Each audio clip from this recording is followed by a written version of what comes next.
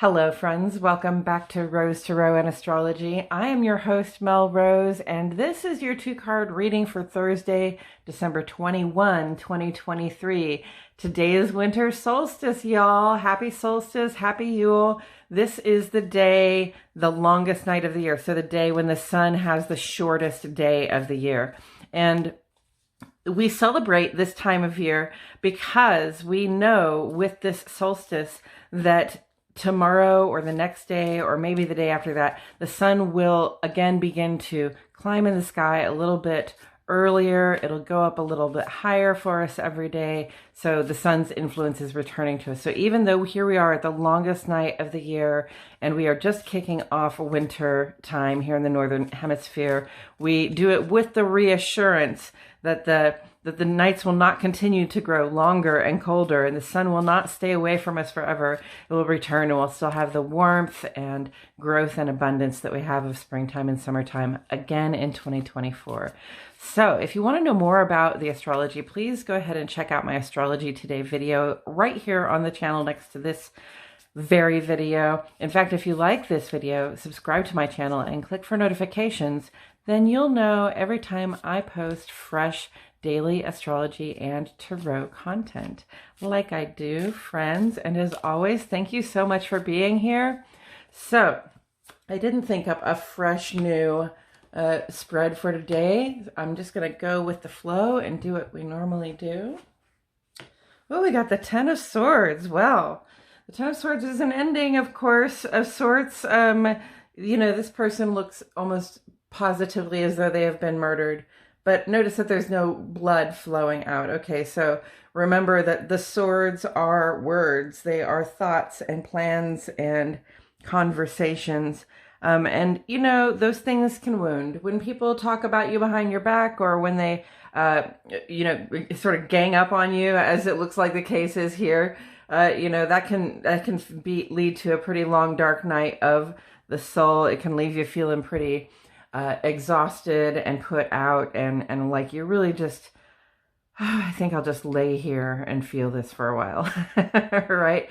But the 10 is the end of a story. So the thing I like about the Ten of Swords is, you know, at this point, when you've been stabbed in the back and, you know, people have plotted against you, or they had conversations about you that sort of left you out or made you look like the bad guy, now you know who your friends are not, right? Okay, so with that understanding dawning in your consciousness, it's appropriate to lay here and feel a little exhausted and put out for, you know, for an evening, for a couple of nights.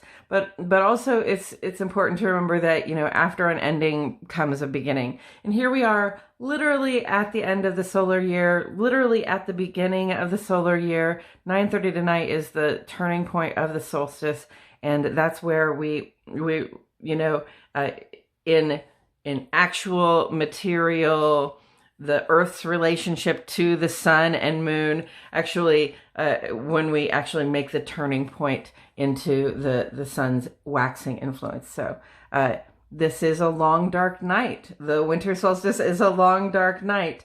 And it might be appropriate tonight to be focusing on, you know, those people that you put behind you this year, or the people that you plan to put behind you, or the people that you're thinking about putting behind you, or the people that you know you need to put behind you. Okay, notice who your friends are not, and you know, if we want to make resolutions, my primary resolution would be, you know, not to rely too heavily on people that I don't know I can trust. Does that sound like the voice of experience? Because it totally is. And then we have the King of Swords. So this is mastery of the swords suit, of the air, the intellect, the thoughts, plans, and communications, okay? That sword is the sword of truth.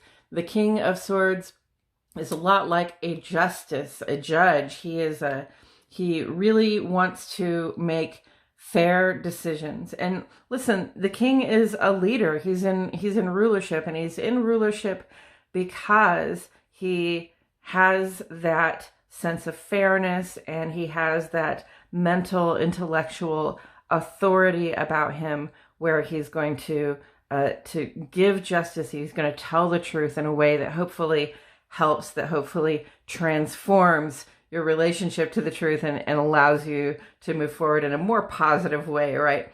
So notice there are butterflies on the throne, transformation. There are moons on the throne too. The moon is always changing, right? And these are crescent moons. So this is around the time of the dark of the moon. This is the time to really be focusing on yourself and your own transformation, how far you've come and where it is that you're going. This is so appropriate, friends, for the winter solstice, because we are coming to an end and it is a fresh beginning, and we can take what we have learned, especially in terms of thoughts, plans, and communications. The way we collaborate with other people is really what that comes down to, right? The way we interact with others. We've definitely learned a lot. We definitely can look back and know what we need to put behind us in terms of old habitual ways of thinking and interacting with people that we now know do not work. We have gained some mastery. We know how to tell the truth in a fair and balanced way. We know how to tell the truth in a way that transforms our own perspectives and the perspectives of those around us. And that, my friends, is why we are on the path to mastery of the sword's impulse, right? We don't want to stab anybody in the back. We don't want to, we don't want to leave people feeling as though they are on their own. That's not the point of intellect. That's not the point of air energy. Intellect is about sharing. It's about cooperation and collaboration. Language is about sharing. We developed language so that we could better communicate with one another, so that we could better collaborate with one another, because people are not islands. People, even if you think of yourself as a loner, you don't do really anything by yourself that doesn't include the participation of a number of other people. Like I really can't get up in the morning and fix my coffee without a whole string of people to thank for the roof over my head and the electricity that boils the water and the person who grew the coffee and the people who roasted and ground the coffee and got it to the market, to the shelf, to me. Like, there's a whole, I can make the coffee and I can take responsibility for that, but I have a lot of other people to thank for my ability to have that in the morning. And so collaboration, we are mastering it. We have transformed our outlook on the intellect, on our thoughts, words, and actions, and we now know how to share the truth, or we are coming to know, we are on a path to understanding how to share the truth, without isolating anybody, how to share the truth without isolating ourselves when everybody else reacts to us, right? And how to do it in a way that brings justice and a transformation of perspective to a situation. Okay, friends, I think that's all I have to say about it today. Thank you so much for being here. Happy winter solstice to each and every one of you. Yule tidings and blessings to you all. I so appreciate you showing up here to watch this video, and I will catch you all in the next one.